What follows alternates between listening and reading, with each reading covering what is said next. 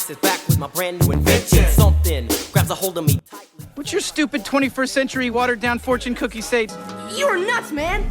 And I don't know how to help you. Probably because I'm just a simple dude.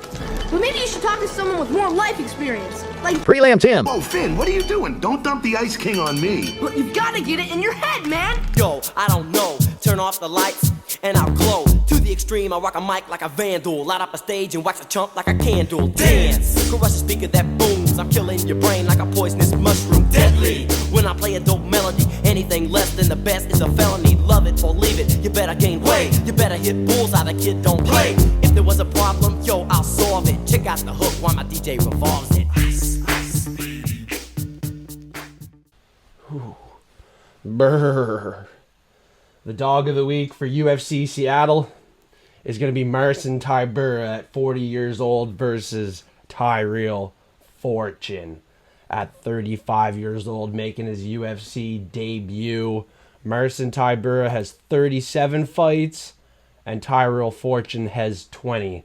On a 3-fight win streak, the favorite, slight favorite, Tyrell Fortune here might be holding on to a fortune. He beat a guy 9-6 in round 3 in his last fight, 65-32 in round 1 the fight before that, and 20-12 made it to round 2, which started his 3-fight win streak. His last fight at the PFL, he was submitted in round 1 to a 12-3 fighter. Now in the UFC debut, he gets handed Marcin Tybura, who I know looked really bad in his last fight to Ante Delay. But Delay would run through Tyrell Fortune, in my opinion, with the power and ferocious round 1 energy and speed.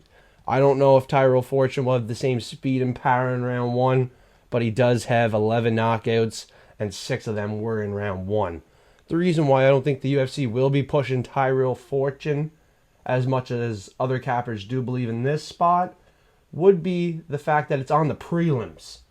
If Tyrell Fortune was to go out here and get a big knockout finish and move up the ranks and make a name for himself in the heavyweight division, I would expect this fight to be on the main card, not the prelims. So we got a prelim spot where I think the UFC vet will teach the debuter a lesson. The debuter was 1-1 in the PFL. Now at Bellator, he had a much cleaner record, 13-2-2, but he's now 35, about to fight the best of the best in the UFC. Now, although our underdog is 40 years old, looks like he's taking a huge step down, falling off the cliff in that last one, getting knocked out in round 1. I think he still has it. The fight before that, he literally beat Mick Perkin, 10-0 undefeated. The fight before that, he knocked out in round 2 Yanato Denines, 8-0 undefeated. So I don't see how he's taken such a big fall off the cliff. Yeah, he took a big step down in that last fight. He didn't look as good as he did in the Perkin fight, Yanato Denines fight, and Tai Tuivasa win. Looking at his last fight alone, you wouldn't want to have faith in a 40-year-old that took that big of a step down and looked so bad, got knocked out round 1. But on the other hand, he gets a 17-3 opponent that is still fighting guys 9-6, 65-32, which are the level of competition he should have fought in his first 2 fights, not his last 2 fights with a 17-3 record, having the Division II wrestling in his back pocket, which we hardly see. I would say Tyrell Fortune is more of a hybrid heavyweight. He can use his wrestling, his ground and pound, and his knockout abilities on the feet. He tends to be more of a striker with the boxing, but he does have the Division II wrestling in his back pocket if he does have to use it. Just looking at his level of competition, it's not very good. 9-6, 35-32, 20-12, 10-5, 13-6, 22-14, 13-6.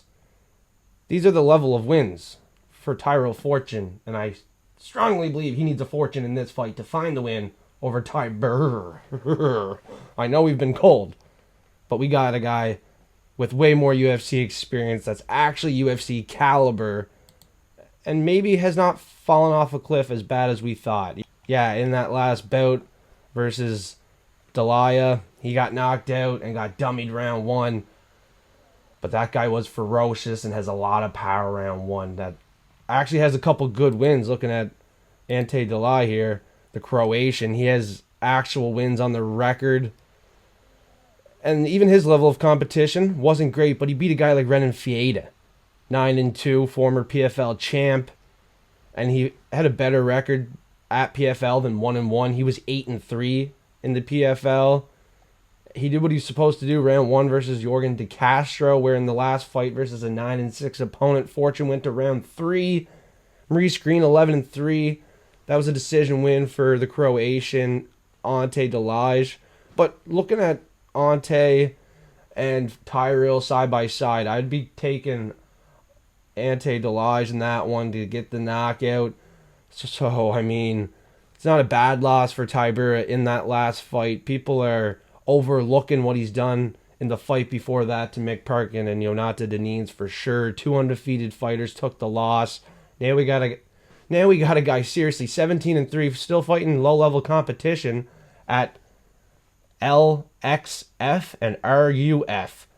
Very low-level organizations, and he's also stepping in relatively short notice. The original matchup for this one was supposed to be Marcin Tybura versus, who was it? Walter Walker, the heel hook artist. Walker had a leg that was not healed yet, unable to fight, so they're giving Tyrell Fortune a chance in the UFC, making his debut against Tybura. Dog of the week's been cold. You might want to fade this one and take Fortune. Pick your poison on this one. It's a 50-50 fight. Essentially, we got plus 105 for Marcin Tybura, the UFC veteran. And I'm going to be taking a bet on that. And I'm locking it up as the dog of the week for UFC Seattle. Now let's go see what he can do at 40 years old versus the debutant. It should be a good one. Let's go.